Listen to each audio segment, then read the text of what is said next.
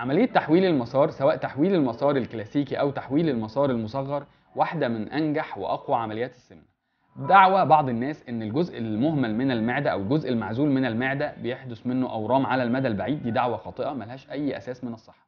الجزء ده في الواقع هو مش جزء مهمل، الجزء ده بيساعد في إفراز العصارة، بياخد تغذية دموية ومفيش منه أي مشاكل خالص. العصارة دي بتساعد على الهضم أما بتقابل الأكل بعد مسافة 2 متر.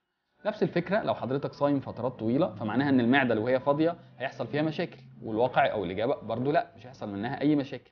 وبالتالي الدعوة دي خاطئة ملهاش اي اساس من الصحة. عملية تحويل المسار واحدة من انجح واقوى عمليات السمنة، ويطلق عليها المعيار الذهبي لعمليات السمنة.